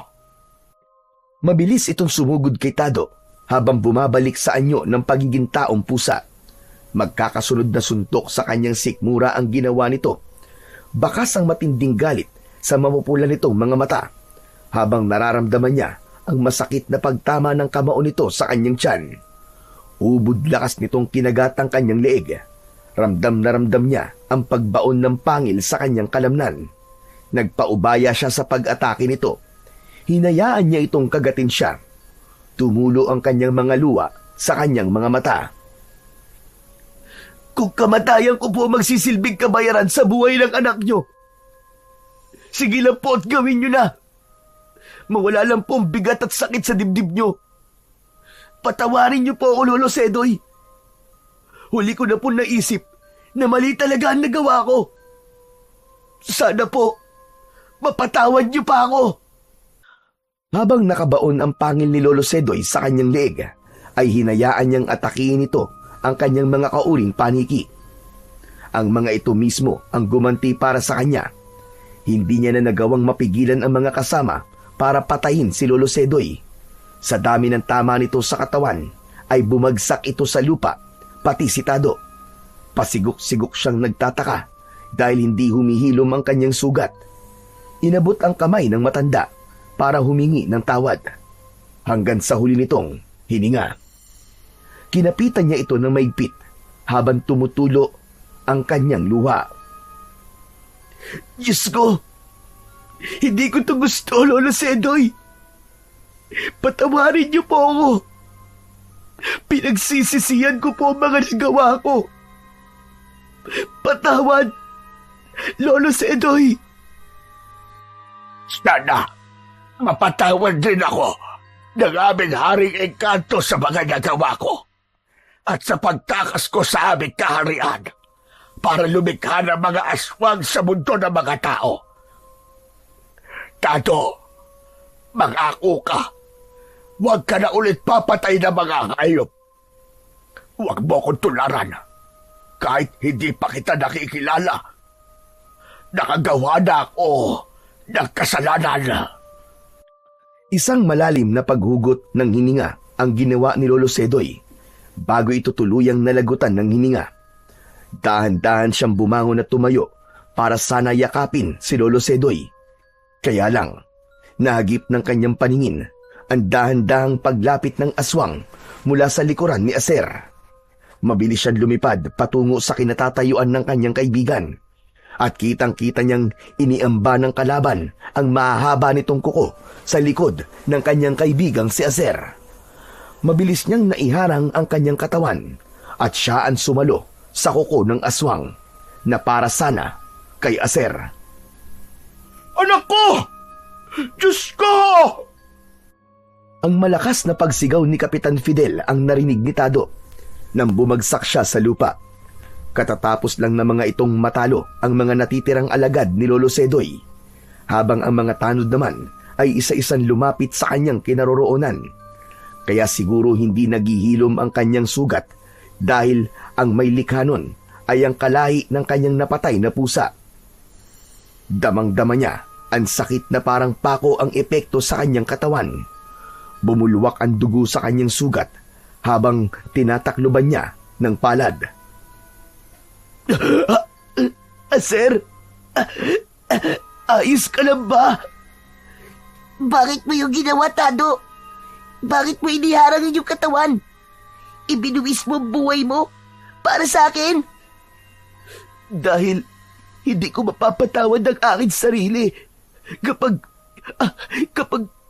may nangyaring masama sa'yo. Nakita ni Tado ang maliwanag na bote sa kanyang harapan. Alam niyang siya lang ang nakakakita sa liwanag na yon. Hanggang sa nahulog ang kristal sa loob ng bote. Indikasyon yun na nakagawa na naman siya ng isang kabutihan. Anak, bakit ba nagkaganyan ang mukha mo? Nag-iisa kang paniki. Patawarin mo ko, anak. Napakalaki ng pagkukulang ko sa'yo. Isa po itong parusa sa nagawa ko pong pagpatay sa paniki na alaga po ng isang diwata. Kulang pa po ito sa lahat ng buhay na kinuha ko. Ako po ang dapat na humingi ng tawad sa inyo, Tay. Simula po sa araw na to, hindi na po ako gagawa ng kalupitan sa mga hayop. Pero anak, malalim ang sugat mo sa tiyan. Umaagos na rin ang dugo mo. Baka maubusan ka. Diyos ko, kailangan kitang dalhin sa ospital. Lumaban ka, anak. Lumaban ka, kaya mo yan. Hindi po maaari, Tay. Papatayin lang po nila ako kapag nakita po nila ang itsura ko. Maluwag ko pong tatanggapin na magiging kamatayan ko, Tay. Sana po ay mapatawad po ako ng paniking sumumpa sa akin. Habang nakahiga sa damuhan si Tado, ay isa-isa na ring nagsipag-uwian ang mga tanod. Dala ang mga sugatang kasama. Naiwan silang tatlo sa kagubatan habang kalong siya ng kanyang ama. Habang habol niya ang kanyang hininga, ay biglang nag-ipon-ipon ang mga paniki at umikot sa kanilang kinaroroonan. Lumuhod si Aser at lumapit kay Tado. Tumulo ang luha nito habang nakatingin sa kanya. Maraming salamat, Tado. Iniligtas mo ako. Patawarin mo rin ako, kaibigan, ha? Patawad sa nagawa ko. Bakit ba humihingi ka ng tawad sa anak ko? Eh wala ka namang nagawang kasalanan sa kanya. Meron po, Kapitan. Nagsimula po ang lahat sa akin. Hinawakan ni Aser ang dugo ang tiyan ni Tado. Naramdaman niya ang paglapat ng palad ni Aser sa kanyang tiyan. Lumikha yun ng nakakasilaw na liwanag. Halos manlaki ang kanyang mga mata nang maramdaman niya ang paghilom ng kanyang sugat, maging ang dahan-dahang pagkawala ng kanyang mga balahibo sa katawan. Nawala ang kanyang pagiging anyong paniki. Teka, anong ibig sabihin nito, Aser? Sino ka ba talaga? Hindi ito ang tunay kong anyo. Dahil ako mismo ang sumumpa sa iyo at nagbigay ng kaparusahan. Umangat ang paa ni Aser sa lupa habang binabalot ng malakas na liwanag ang buo nitong katawan. Mula sa pagiging mukha ni Aser ay nagbago ang itsura nito. Naging isa itong magandang babae na may nagliliwanag na kulay puting bestida. May hawak itong isang nagliliwanag na bote na may lamang mga kristal. Ako si Ordua, ang diwatang nagbabantay sa kalikasan at nagpapanatili ng katahimikan at balanse ng buhay ng mga nilalang na nakatira sa mundo ninyong mga tao. Ginamit ko ang kapangyarihan ko upang malaman kung gaano ka kasama noon. Subalit, dahil sa mga ipinakita mong kabutihan at paghingi ng tawad sa mga nagawa mong kasalanan, maging sa pagkakaligtas mo sa buhay ko, ay tuluyan ko lang binawi ang aking parusa sa iyo. Sa halip, binabati kita, Tado, dahil matagumpay mong nalampasan ang pagsubok. Dahil diyan, ay pinagkakalooban kita ng mutya ng kulay puting paniki. Nawa ay gamitin mo lamang ito sa kabutihan at panatilihin mo ang katahimikan sa baryong ito. Hindi po ako makapaniwalang kayo nagbigay ng parusa sa akin. Kung ganun, hindi ko na po ba makakasama si Aser, ang kaibigan ko? Hindi na, sapagkat ako ay siya. Tungkulin kong pangalagaan ang kapakanan ng mga hayop sa kagubatan. At bilang kaisa sa pagpapanatili ng kaligtasan, ay pinagkakaloob ko sa iyo ang mutya. Heto, tanggapin mo ang mutya. Palagi mong isusuot ang kwintas na yan. Ikaw ang magpapasya kung kailan at kung anong oras mo palalabasin ang iyong kakayahan bilang isang makapangyarihang taong paniki. Nang lumapat ang kulay itim na kwintas sa kanyang palad, ay muling bumalik si Urdua sa pagiging anyo bilang si Aser. Masaya siyang lumapit dito at yumakap siya ng maigpit sa kanyang kaibigan. Maraming salamat sa iyo, Aser. Kaya pala ako naparusahan dahil ikaw pala si Diwatang Urdua na nakakaalam sa pagiging malupit ko sa mga hayop. Nagbalik lang ako sa pagiging anyong bilang Aser para magpaalam sa iyo. Ngayon ay alam mo na totoo ang mga elemento. Sana ay hindi ka na ulit maliligaw ng landas, lalong-lalo na po sa inyo, Kapitan Fidel. Marami pong salamat. Wala na akong masabi. Hindi ako makapaniwala na totoo pala mga diwata. Huwag po puro trabaho at paglilingkod sa mga tao ang gawin nyo, Kapitan Fidel. Huwag niyo pong kalimutan na kailangan pa rin po kayo ng inyong anak. Salamat po sa pagiging mabuti niyo pong kapitan. Magpapaalam na po ako sa inyo. Teka, paano si Lolo Sedoy? Ibabalik ko na siya sa mundo namin kasama ang kanyang mga alagad. O sige na, paalam na, kaibigan. Muling bumalot ang liwanag sa katawan ni Aser at bumalik na ito sa pagiging kulay puting paniki, kasama ang mga paniking kulay itim. Naglaho ang mga patay na taong pusa, saka naman isinuot ni Tado ang kanyang kwintas at niyakap ang kanyang ama. Binabati kita, anak. Nalampasan mo ang pagsubok sa iyo ng diwata. Dininig na rin ng Diyos ang matagal ko ng pinagdadasal na sana ay mamulat ka na sa katotohanan at maging mabuting tao. Umuwi na po tayo, Tay. Baka po kasi nag-aalala na po si nanay sa atin. O sige, mabuti pa nga anak at umuwi na tayo. Akma na sanang hahakbang si Tado nang makita niya ang naipit na paniki sa sanga ng kahoy. Hindi ito makaalis. Ay, sandali lang po, Tay. Naiwan po ni Diwatang Urdua ang kanyang alaga. Tutulungan ko lang po sandali. Sige, anak. Nilapitan niya ang paniki at maingat niya tong inalis sa pagkakaipit. Pinakawalan niya to sa ere, ngunit bago ito lumipad papalayo, ay para muna itong humalik sa kanyang pisngi bilang pagpapakita nito ng pasasalamat. Hindi niya akalain na ganito pala kasarap sa pakiramdam ang tumulong sa mga nilalang na nangangailangan ng kanyang tulong. Ipinagpatuloy nilang mag-ama ang paglalakad pauwi sa kanilang tahanan. Simula sa araw na to, anak, uunahin nating alagaan ang kalikasan. Tutulungan kitang panatilihin ang katahimikan sa baryo ng Agripasyon. Maraming salamat po, Tay. Lalo na po sa ating Panginoon. Dahil hindi po niya ako pinabayaan. Totoo po talaga ang kasabihang hindi nagbibigay ang Diyos ng pagsubok nang hindi natin kayang solusyonan. Hanggang sa kasalukuyan ay tangan pa rin ni Tado ang mutya ng kulay puting paniki. Dala ang isang malaking aral na kanyang natutunan. Ang bawat hayop ay may buhay, may pakiramdam, at may karapatang mabuhay ng malaya nang walang takot. Hindi natin sila dapat ituring na mga laruan o bagay na walang halaga. Sa halip, dapat natin silang protektahan at igalang. Ang batas ukol sa pangangalaga ng hayop ay naririyan upang tiyakin na ang bawat nilalang ay nabubuhay ng may dignidad. Ngunit higit sa batas, ang pagbabago ay magsisimula sa ating puso, sa ating pagpapahalaga at malasakit sa kanila. Kaya't sa bawat pagkakataon, piliin po natin ang pagiging mabuting tao. Huwag tayong magiging sanhi ng pagdurusa ng iba pang nilalang sa mundo. Sa halip, maging tagapagtanggol tayo ng kanilang karapatan. Sapagkat sa paggalang natin sa buhay ng hayop, ipinapakita rin natin ang tunay na halaga ng ating pagiging tao.